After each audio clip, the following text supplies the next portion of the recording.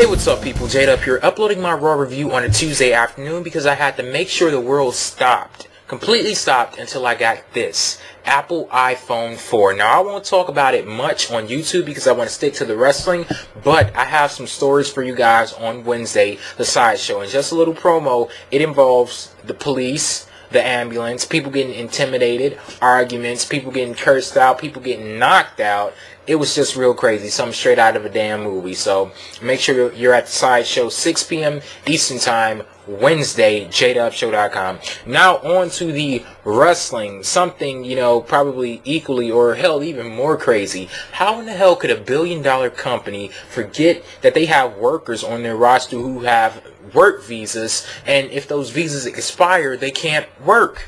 What I'm talking about is Drew McIntyre, Wade Barrett. They've been removed from WWE TV indefinitely. It's being reported by ProWrestling.net, PWInsider.com, WrestlingInc.com that their visas, Drew McIntyre and Wade Barrett, their work visas have ran out. They've expired, and they can't be seen on TV. They can't work with WWE for the time being. Like I said, WWE is a billion-dollar company. How the hell could you let something like this slip through the cracks? Especially when you have Wade Barrett, the face, the leader of Nexus. This is the biggest storyline WWE has seen since I don't know how long. How the hell could you let this slip through the cracks? Somebody needs to get fired. I don't know who the hell was responsible. Somebody needs to get slapped. Get the hell slapped out of them and then fired, because this is so Bush League. Like, speaking of Bush League, the same thing happened with TNA last year involving Angelina Love. Her work visa expired and they had to release her from the company. And I said back then, and some of you guys may remember this, I said, oh, this will never happen in WWE. This is such a Bush League move, oh, this is so minor league. Something like this would never happen in WWE. And it didn't happen once, it happened twice. So this is completely crazy to me. And then you have the Nexus angle. You have Daniel Bryan going from WWE. That was the number 2 guy. And what the hell is up with Wade Barrett now? Like, when's the next time we're going to see him on TV? I guess this is an explanation as to why they said Drew McIntyre's visa ran out and seemingly wrote him off of SmackDown this last episode. And also Wade Barrett, they said he was meeting with WWE officials at WWE headquarters. They said that on last night's episode of Raw. And the interesting thing about that is, who the hell was he meeting? If he attacked Vince, the chairman, the CEO, the majority owner of the company, and then the general manager is anonymous, who the hell was he talking to? What official was he talking to? So that was pretty weird to me, but that's the excuse they gave. But yeah. And speaking of this Nexus angle, I want to know from you guys, how long do you think this is going to go?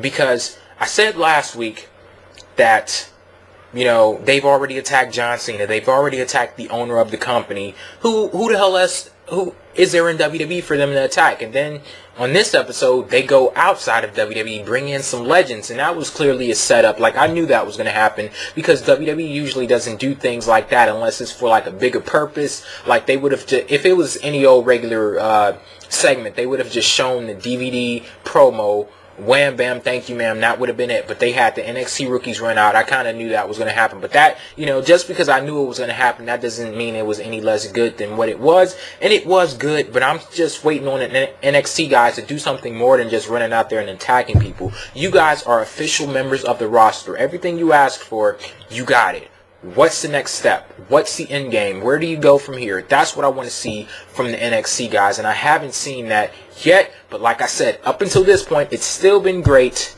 but I want to see a little bit more. I want them to push the envelope. People have been talking about this is going to go on all the way up until Survivor Series. That's so many months in the future. I don't know if this thing has legs to carry on that long, but yeah, I don't know. I guess we'll see. But on last night's episode of Raw, this was like the epitome of a throwaway episode. Like, 5 minutes after the damn show ended, I didn't know what the hell happened. Like, well, I only knew 2 things that happened. The NXT guys attacked the Legends, and then we had the Money in the Bank Raw match, announcement. Like, all of the 8 guys that are going to be competing for a shot at the WWE Championship, all of those guys were announced. That's the only thing that stuck in my mind from Raw. Like, this was a complete throwaway episode. Like, so much filler, and not saying that it was a bad show, it's just most of what went on, it didn't mean anything. Like, it was meaningless, and it was like blah, and I couldn't really get attached to the show.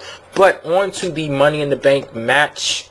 Money in the Bank Raw competitors, however the hell you want to phrase it, y'all know what I'm talking about.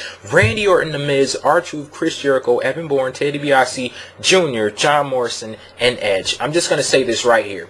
Randy Orton, Edge, Chris Jericho, I don't want either of those guys to win. They are all main eventers in WWE, and Chris Jericho to a lesser degree, but Edge, he's had so many title reigns. Randy Orton, he gets so many title reigns. He gets so many shots at the championship. Hell, Randy Orton could lose the Money in the Bank match, then the next night on Raw, get a shot at the championship. Like, that's how easy he gets shots at championships. Like, you know, it would be useless to have one of these main eventers win this match. Like, I would think so. So, I'm hoping, as you all might know, I'm a big Miz fit, so I'm hoping that The Miz wins the match. This could be his way into the main event scene in WWE, because he's on his way there. Whether you like him or not, there's no denying that The Miz is on his way. So, yeah, I guess that's it for this video. Let me know your thoughts on all of this. And we still have this GM situation going on. We don't know who the GM is yet. I'll be talking about that in a video maybe tomorrow. I'll say maybe, because y'all already know. I say I'm going to do a video, then I don't end up doing it. Then, you know, people are sending me a million messages. I said maybe. Okay, maybe. So, yeah, thanks for watching. If you aren't subscribed, make sure you click that subscribe button up there. Thanks, and peace out.